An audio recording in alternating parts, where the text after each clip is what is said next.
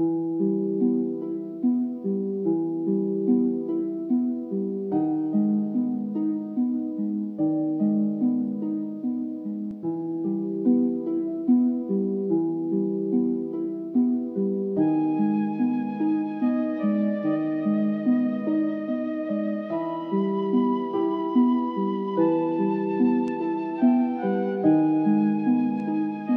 term fishhook is not unknown to ophthalmologists.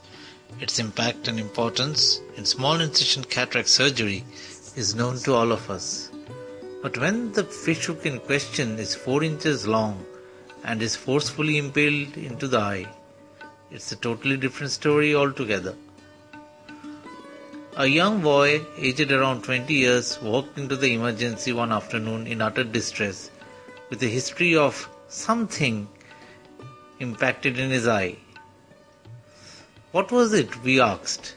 He said that he comes from a family of fishermen and there are a lot of fish hooks in his house. One of them had accidentally fallen and got impacted into his right eye.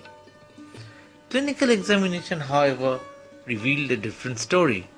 The direction of impaction was from below upwards, which suggested that it had been forcefully impaled into his eye. Whatever it was, it had to be removed and had to be removed fast. A quick clinical examination revealed that the eyeball was not affected and the superior orbital rim was intact as well. Went on to anesthetize the area. First, a facial block was given to relieve the spasm of the orbicularis oculi.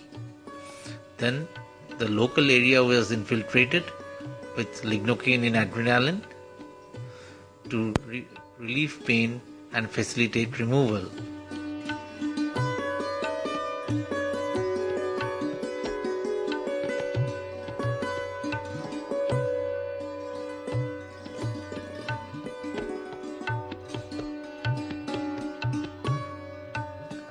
As it was a fish hook, it had to have a wedge at the tip, so it could not be removed retracing it back because the wedge would lacerate all the tissues on its path, so it could only be removed by pushing it forward.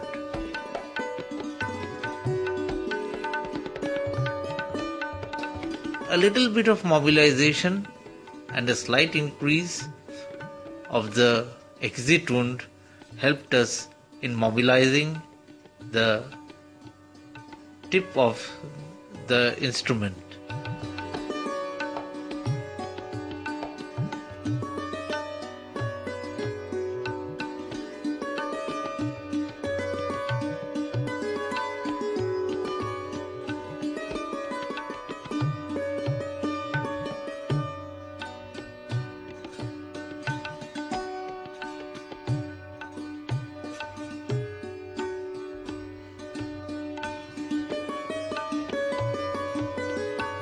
After mobilization, our apprehension turned true. It indeed had a huge wedge at its tip. Could the tip be broken or disinserted?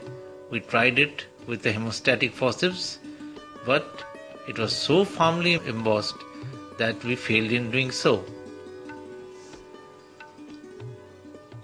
So we tried it with the pliers, which we procured and boiled for 10 minutes before using, but unfortunately that also failed. So that left us in only pushing it forward and removing it on the direction of impaction. Now that also had a problem. The back side of the fish hook had a flat end. We used the pliers to reshape it a little.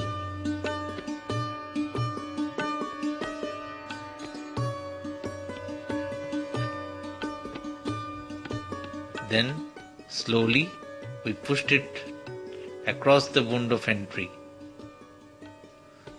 The exit wound was enlarged a little and a pair of scissors was used to increase the size of the tunnel so that the entire fish hook and the tapered distal end could be accommodated. The entry wound was also enlarged a little.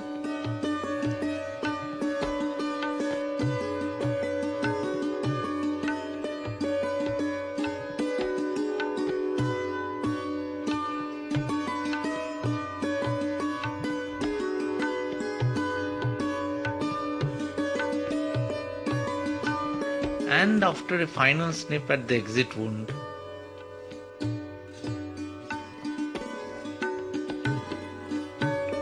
to everyone's relief, it was out of the eye.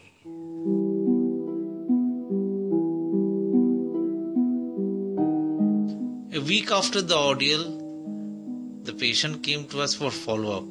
The entry and the exit wound had healed pretty well, and there was no residual deformity in terms of vision and ocular movement.